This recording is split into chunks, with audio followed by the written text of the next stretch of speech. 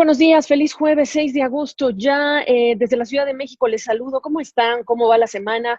El día de hoy queríamos poner el foco en lo que ha sucedido en Beirut, esta masiva, impresionante explosión que ya ha dejado al menos 150 personas fallecidas y más de 5,000 heridos, y una ciudad pues que ha sido declarada en emergencia. Pero lo que queremos hablar el día de hoy es del enorme, enorme reto que tiene el Líbano para salir adelante de esta situación en medio, además de la emergencia del coronavirus, pero en un país en donde ya se reportaba desde hace tiempo colapso económico, fuertes problemas de corrupción, una divisa o una moneda local que frente al dólar pues ha perdido más del 80% de su valor. Eso para un país que tiene que hacer importaciones como el Líbano, pues es una situación dramática. Pero vamos ya a conectarnos con el profesor Joseph Hesh. ¿Cómo está, profesor? Él es economista, él es director ejecutivo del American Lebanese Policy Institute.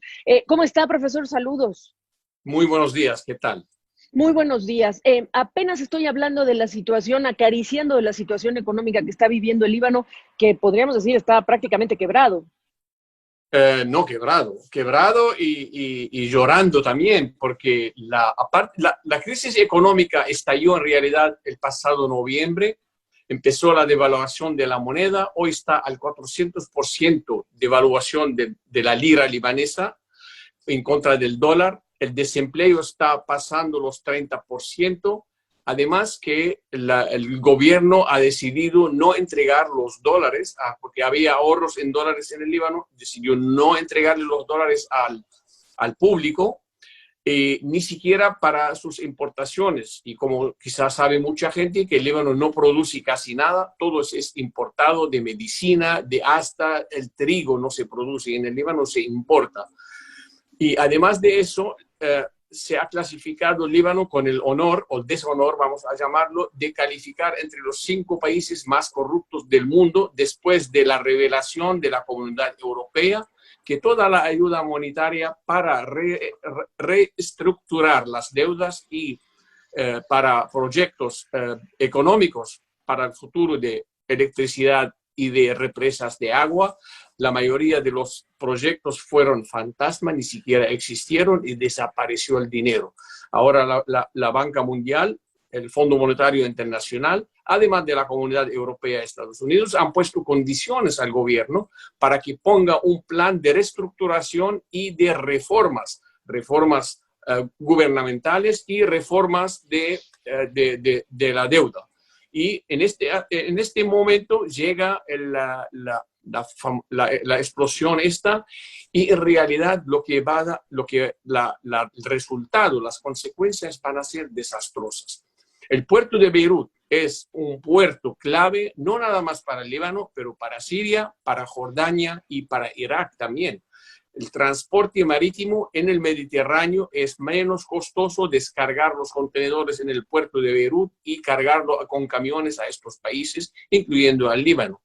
Los silos del trigo del Líbano tienen siempre un suministro para 6 meses para la producción del pan en el Líbano.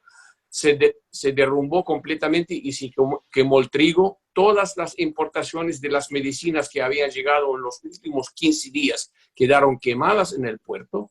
Además de eso, tenemos el diésel, que es un producto, una materia que es primordial para la producción de la electricidad en el país, que se están prácticamente robándola, porque el gobierno subsidia al diésel en el Líbano por un 40%, pero las mafias subterráneas de la economía manejada por el partido de Hezbollah en el Líbano confiscan casi el diésel al precio subsidiado en el Líbano y lo transportan a Siria para venderlo al precio del mercado. Así que entre la corrupción, entre la devaluación de la moneda, entre el desempleo muy alto, además que el Líbano está el número 3 en el mundo en deuda externa en relación con el Producto Interno Bruto. Del Producto Interno Bruto, el Líbano recibe 17% de su Producto Interno Bruto, son remesas de los libaneses en el extranjero. Es el segundo después de México. Por lo tanto, no es gratuito que el ministro de Finanzas o de Hacienda del Líbano hace unos días, o hace unas horas, mejor dicho, declarara a la prensa canadiense, por cierto, que necesitan ayuda, que lo que necesitan es al mundo, y necesitan al mundo porque además hay que recordar que nosotros estuvimos reportando el año pasado la serie de protestas de los ciudadanos por parte Sí, de lo que está usted contando, el tema de la corrupción, por un lado, también el tema de la inflación, que estamos hablando de una hiperinflación, este problema de, exacto, el problema del suministro eléctrico, ahora la gente no tiene ni para pañales, y ya que se habla de Beirut como una ciudad de desastre, con una situación de emergencia, con 30,000 desplazados, y desde el año pasado viendo libaneses salir de su país porque no encuentran manera de ver un horizonte, digamos, de progreso, la pregunta que yo le hago es: ¿de qué va a vivir el Líbano? Esta es una etapa de reconstrucción. ¿De qué ha vivido el Líbano? mira, no, es de las remesas de los libaneses. El Líbano vive de las remesas de los libaneses. No hay un libanés que no tiene familia que le manda, pero el gobierno ha saqueado en realidad. Los políticos han saqueado al país completamente. Y si la ayuda primera, con todo el desastre que hay, con toda la miseria que hay, ayer el público en las televisiones pidiendo, no pidiendo dinero, tampoco pidiendo ayuda, pidiendo a que se confisquen las riquezas ilícitas de los miembros del gobierno y que se vaya el gobierno antes de reformar. Entonces, estamos a las puertas de que se declare un estado fallido, de una convulsión social mucho más grave de lo que estamos viendo ahora. Está visitando hoy el presidente francés el Líbano y ha recibido una carta de la comunidad civil del Líbano, de políticos y de organizaciones, rogándole que ponga a través de Naciones Unidas un mandato francés, un mínimo por 10 años, para que recupere el Líbano su soberanía de su propia gente. Ok, entonces, si el problema también es corrupción y es la clase política y es el contubernio entre banqueros comerciales, Banco Central y políticos, como se ha dicho desde el año pasado, se tienen que ir, entonces tiene que haber una limpieza profunda, digamos, una nueva clase política en donde comienza el inicio de la solución política. El Líbano necesita una solución política y económica al mismo tiempo. La solución política es que se desarme Hezbollah en el Líbano, que salga la influencia iraní. Mira, lo que estamos pidiendo es mejor hacer un puente entre México y París. Que entre estas dos, la base de iniciar, porque el gobierno que está controlado por Hezbollah tiene una economía negra subterránea para su propia gente y para Irán y para Siria. Entonces, Hezbollah está traficando con las divisas y los dólares que existen en el Líbano para el pueblo libanés, depósitos ganados a través del mundo de libaneses que trabajan, lo han confiscado, lo están usando en una economía subterránea o negra, como la vamos a llamar, para poder mantenerse en el poder y mantener un ejército más fuerte que el ejército libanés. Entonces, la primera solución tiene que ser política, pero el Líbano solo no puede resolver este problema. Necesita apoyo internacional. Y el apoyo internacional, la verdad, hay bastante apoyo, pero los mismos libaneses tienen que levantarse también para apoyarse a ellos mismos y salir de esta que llamamos el control político que tienen los políticos en general sobre la ciudadanía.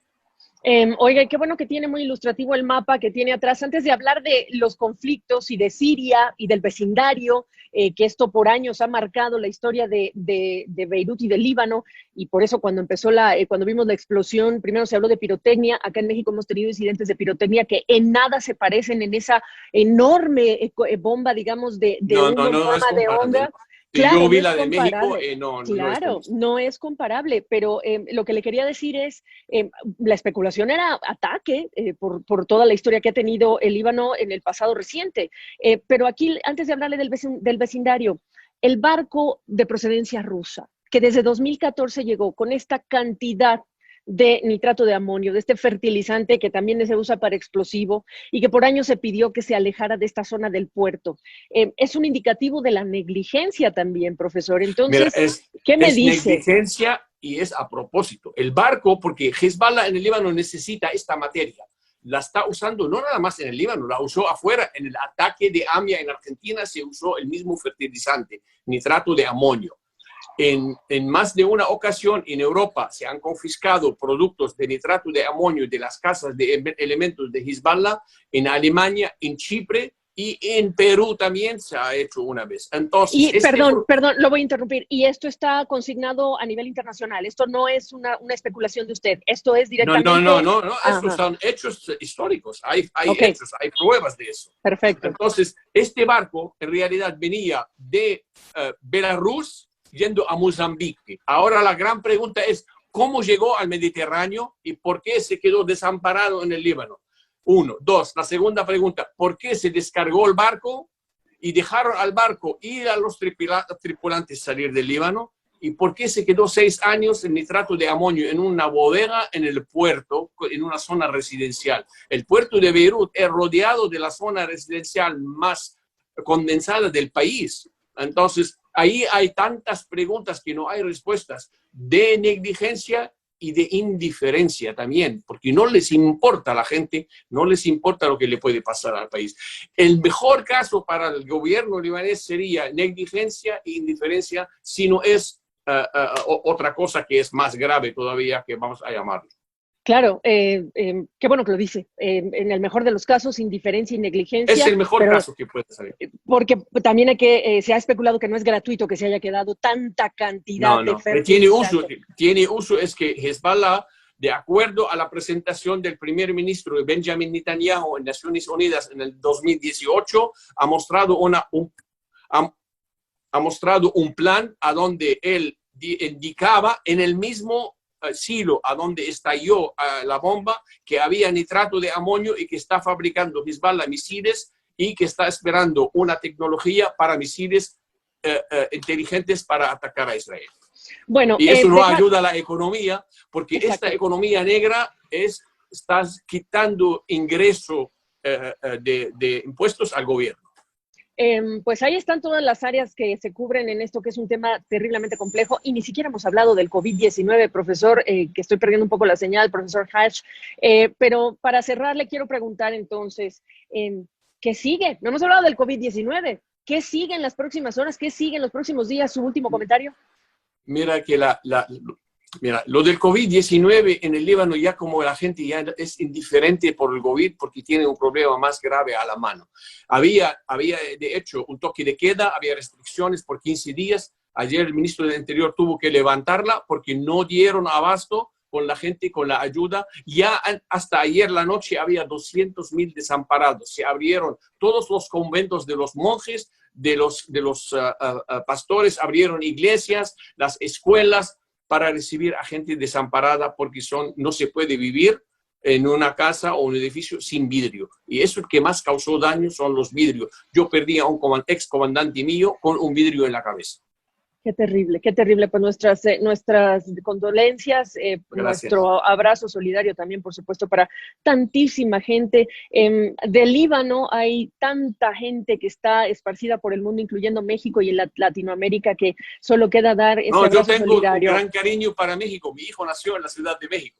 Bueno, pues imagine cómo sentimos nosotros. Yo tengo también conocidos amigos que también están en el nivel educativo, en el sector educativo allá en el Líbano, y pues un abrazo, que saben ellos que lo que viene pues es desde un fondo muy profundo, desde donde hay que partir para hablar de reconstrucción y acaso de la reconstrucción progreso. Es la clave ahora para al menos bajar el desempleo, para que la gente pueda que subside al menos la vida diaria de los libaneses. Exactamente. Profesor, le agradezco todos estos comentarios. Con mucho gusto. Hasta pronto. Gracias.